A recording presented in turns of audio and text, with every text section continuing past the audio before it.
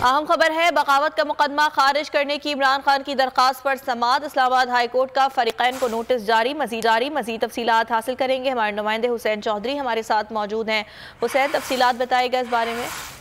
जी देखिए, गुज़श्ता हफ्ते 6 अप्रैल को ये मुकदमा दर्ज हुआ था। साबिक़ वज़ीर-ए-आज़म इमरान खान के खिलाफ बगावत की दफात के तहत थाना रमना में ये मुकदमा दर्ज हुआ था। फैसल चौधरी की जानिब से इमरान खान की जानिब से ये केस जो है वो दायर किया गया था। फैसल चौधरी पेश हुए। उनका कहना था कि इमरान खान ने जो तकरीर है वो लाहौर में की है, लेकिन मुकदमा इस्लामाबाद में दर्ज हो गया है। मामला कभी कराची में होता है लेकिन मुकदमा कहीं और हो जाता है, जिसके बाद चीफ जस्टिस आमिर फारूक ने फरीकैन को नोटिस जारी कर दिया है। जबकि इस मुकदमे के जो मुद्दई थे इलाका मजिस्ट्रेट, उनको आइंदा समाअत पर ज़ाती हैसियत में तलब कर लिया है और केस की समाअत जो है वो मुलतवी कर दी है। जबकि जो केस की आइंदा समाअत होगी उसकी तारीख जो है वो बाद में दी जाएगी। जी ठीक है हुसैन, बहुत शुक्रिया आपका।